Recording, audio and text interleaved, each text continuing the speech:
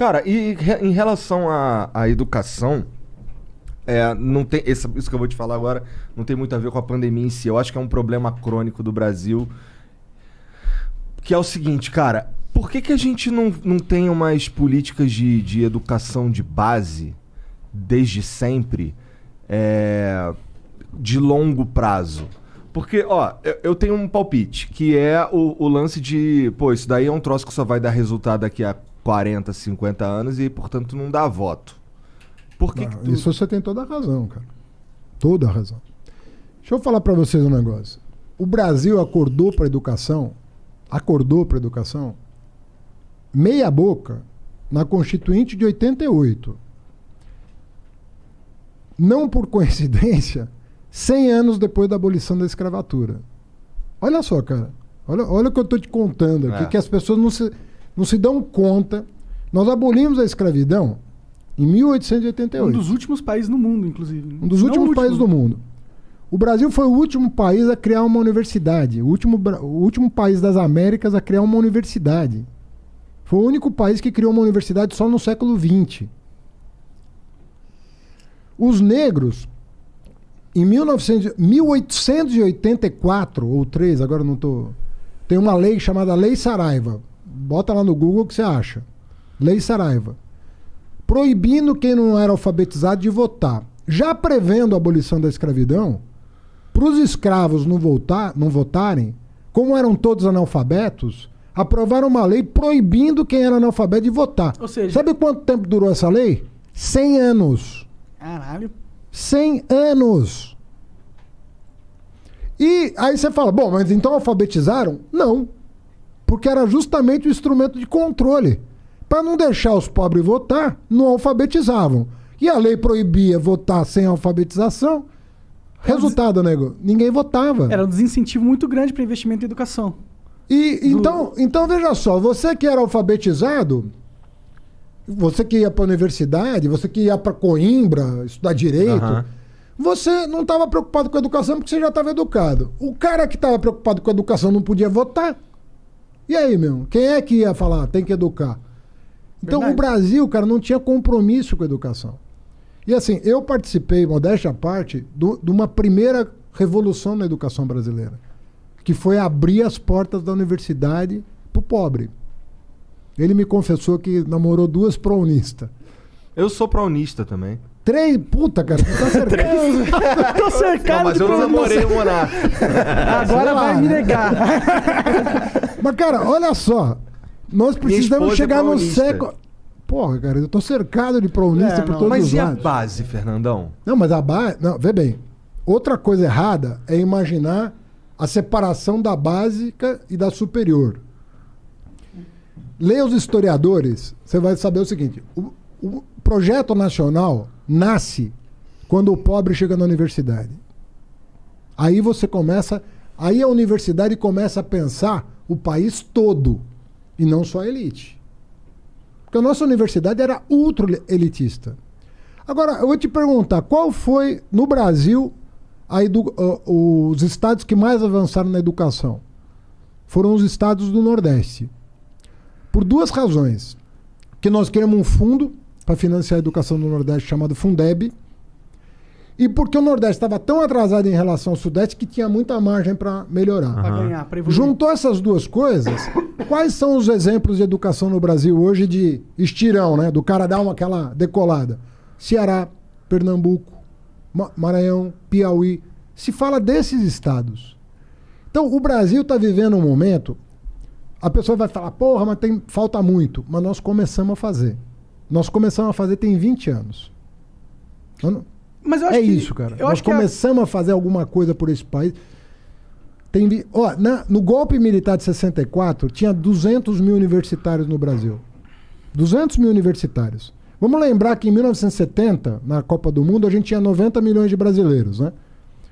6 anos antes, só tinha 200 mil universitários. Hoje nós temos o quê? 210 milhões de brasileiros. Ou seja, um pouquinho mais do que o dobro. Nós temos 8 milhões de universitários.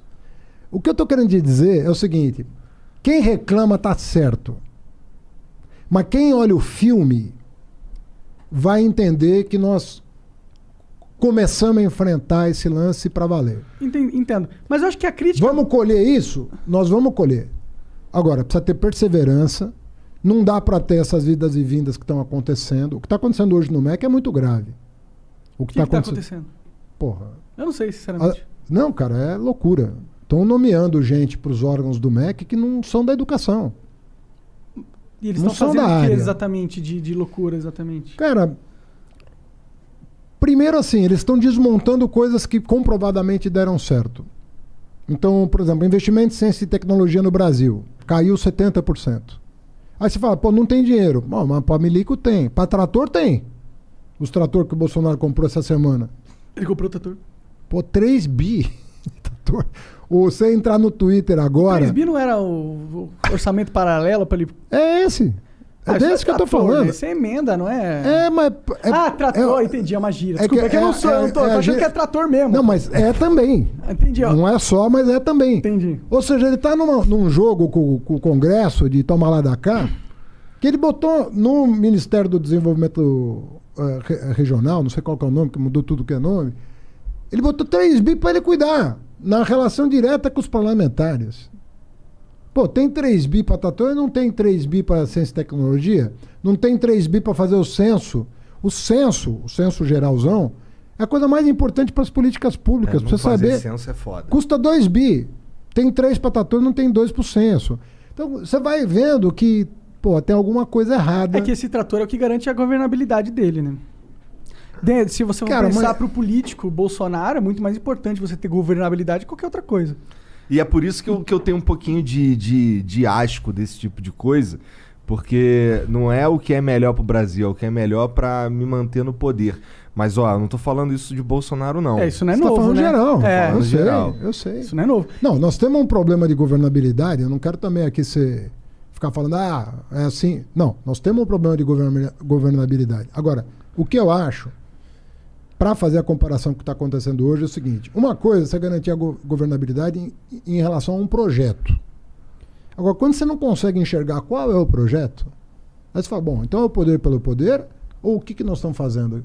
Vou dar um exemplo que talvez seja muito claro para as pessoas. Qual que é a nossa política externa? O Brasil é um país importante no mundo. Ele é importante. Ele tem um peso específico no mundo. Qual é a nossa política externa? A gente se dá bem hoje com os Estados Unidos? Não. Questionamos até a eleição do Biden. Com a Europa? Não. A Europa não quer aprovar nem o acordo com o Mercosul por causa das questões ambientais. A China, o presidente xinga toda semana. Imbecil, cara, né? Aqui no continente, no subcontinente, América do Sul, nós não estamos bem. Nem com a Argentina, nem com a Bolívia, nem com a Venezuela, com ninguém. Qual que é o nosso plano, cara? Como é que a gente se encaixa no mundo? Como é que a gente se insere na economia global? Fernando Henrique tinha uma política, goste-se ou não. Lula tinha uma política, goste-se ou não. Qual é a política atual externa? Meio ambiente. Qual é a nossa política? É grilagem da Amazônia? Eu acho que ele quer fazer o Brasil de refém para conseguir investimento externo. Mas os investimentos estão indo embora com isso. Então, mas ele quer, fazer assim, se você quiser que a gente acabe com o desmatamento, dá tanto dinheiro aqui. Monarca, esse ano, nós perdemos quantas multinacionais saíram do Brasil? Várias. A Ford, né, começou. Vários estão saindo. Mas tá tendo uma fuga de multinacionais, né? O que eu acho, cara, que a gente... Vê bem, obviamente que eu não sou um cara de extrema direita, eu não gosto de... Extremismo, pra mim, é uma coisa que... Sabe qual é o problema do extremismo? Ele vê o diferente como inimigo. Uhum. E pra mim, o cara que vê o diferente como inimigo tem um problema, pô. Porque a essência da humanidade... É o diferente. É o diferente. Se você fosse idêntico a mim, e você idêntico a mim, ou eu idêntico a você, qual é a graça?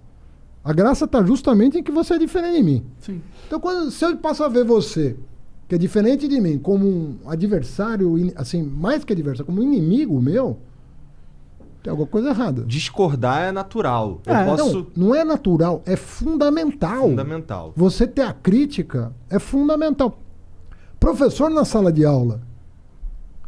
Hoje a pedagogia é completamente diferente do que foi 100 anos atrás, que o professor ia lá com palmatória na mão. Régua. Cara, não existe. Nas costas. Porque às vezes a pergunta do aluno te ensina mais do que um livro. O cara te faz uma pergunta que fala, porra... Te põe pra pensar na resposta. Eu não tinha visto por esse ângulo. E às vezes é uma pergunta que pode até parecer sem sentido no primeiro momento, mas se o cara fez, você já tem que saber se você se comunicou bem. Porque se ele falou uma coisa muito sem noção, que acontece, é porque também você não ajudou. Ou o moleque tem déficit de atenção forte, né? Pode acontecer. Mas às vezes o cara faz uma pergunta pra você, você fala, caraca, eu vou ter que ler mais pra entender esse papo.